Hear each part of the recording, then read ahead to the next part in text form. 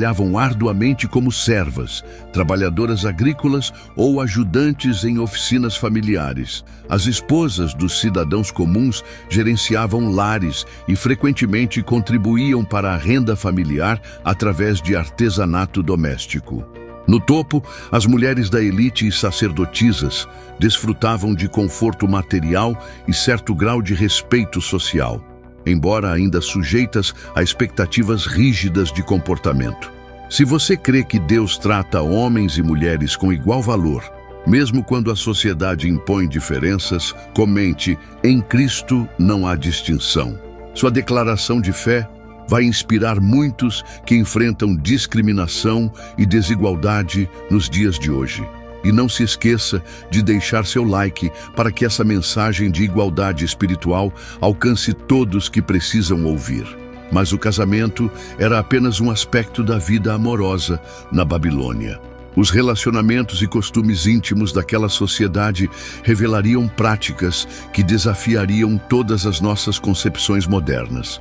Sexo e prazer na Babilônia, uma sociedade sem tabus. Você sabia que o sexo na Babilônia era visto de forma completamente diferente do que imaginamos hoje? O que vem a seguir pode mudar completamente sua compreensão sobre os valores morais da antiguidade, especialmente quando descobrirmos o sistema legal que governava todas essas práticas. Mas primeiro, vamos revelar os aspectos mais surpreendentes da intimidade babilônica. Ao caminhar pelas ruas da antiga Babilônia, você encontraria algo que pareceria chocante para nossos padrões modernos. Templos onde o sexo não era apenas permitido, mas considerado um ato sagrado. A sexualidade, longe de ser tabu, estava intrinsecamente entrelaçada com a religiosidade babilônica, criando uma sociedade onde o prazer carnal e a devoção espiritual frequentemente se misturavam de maneiras que hoje nos parecem incompreensíveis. No centro desta visão única estava o culto à deusa Ishtar, chamada Inanna pelos sumérios, divindade do amor, da guerra e da fertilidade. Seus templos erguiam-se majestosos nas principais cidades da Mesopotâmia, e dentro de seus muros ocorriam práticas que desafiam nossa compreensão moderna da separação entre religiosidade e sexualidade. Um dos aspectos mais controversos e frequentemente mal interpretados era a chamada prostituição sagrada. Heródoto, o historiador grego, escreveu que toda mulher babilônica deveria, ao menos uma vez na vida, sentar-se no templo de Ishtar e unir-se sexualmente com um estrangeiro, que lhe ofereceria dinheiro como oferenda à deusa. Este relato, possivelmente exagerado ou distorcido pela perspectiva estrangeira de Heródoto, foi por muito tempo aceito como verdade absoluta. Um aspecto particularmente fascinante deste sistema era o casamento sagrado, ou hierogamia. Durante o festival de Ano Novo, acredita-se que o rei da Babilônia unia-se ritualmente com a alta sacerdotisa de Ishtar, que encarnava temporariamente a própria deusa. Este ato cerimonial, realizado no topo do zigurate, não era apenas simbólico, era considerado essencial para garantir a renovação da natureza e a continuidade da prosperidade do império. Através desta união física, o poder divino era transferido ao monarca, legitimando seu governo e garantindo a bênção dos deuses para o ano que se iniciava. As tábuas cuneiformes preservadas revelam textos eróticos e hinos que celebravam abertamente a sexualidade. Um famoso ciclo de poemas dedicados a Inanna, Ishtar, descreve em linguagem vívida o cortejo e a união sexual entre a deusa e seu amante Dumuzi. Estes textos eram recitados publicamente durante festivais religiosos, demonstrando como o erotismo era integrado naturalmente à vida espiritual e cultural.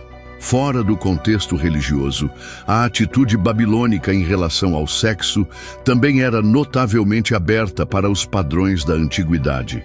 Estátuas, relevos e selos cilíndricos frequentemente retratavam cenas de atividade sexual em detalhes explícitos.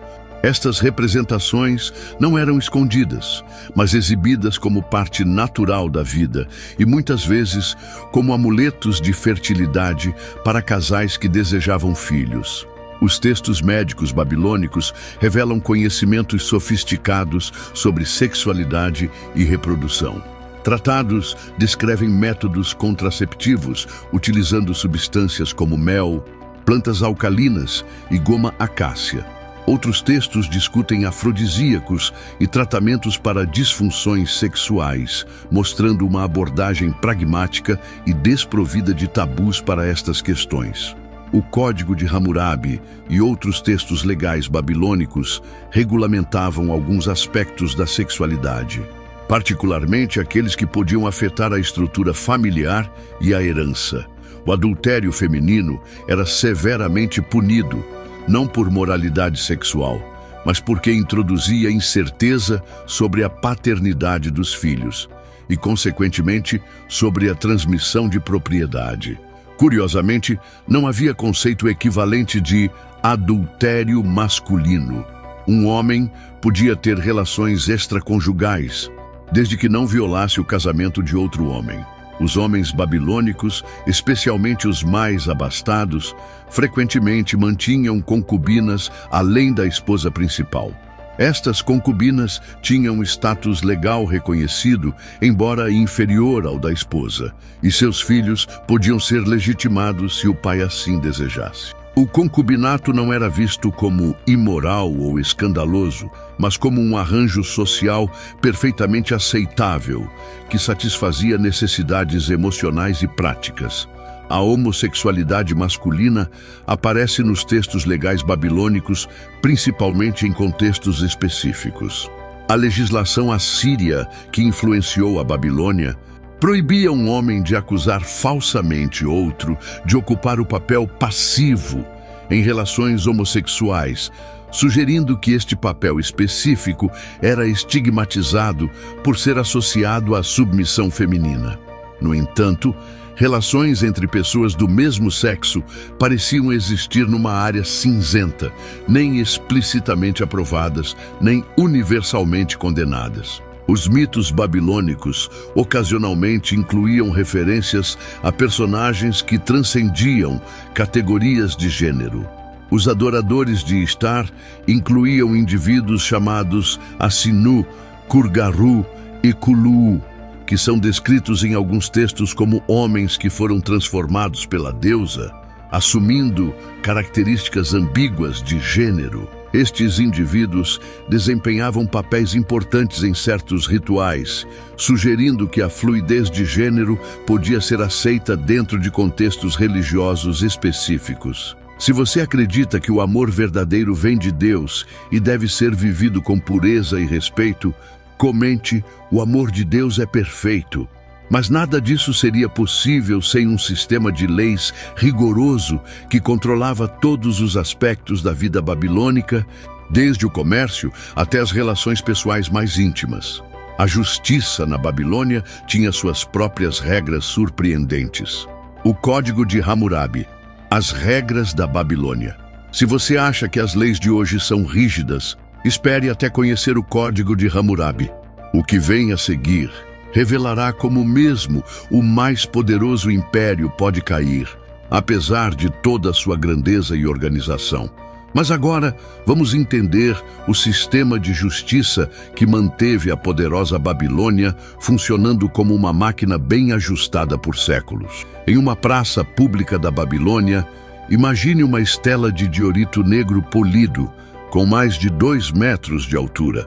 No topo, um baixo relevo retrata o rei Hammurabi de pé diante do deus Shamash, divindade da justiça, recebendo diretamente das mãos divinas o cetro e o anel do poder, símbolos da autoridade para criar e aplicar leis.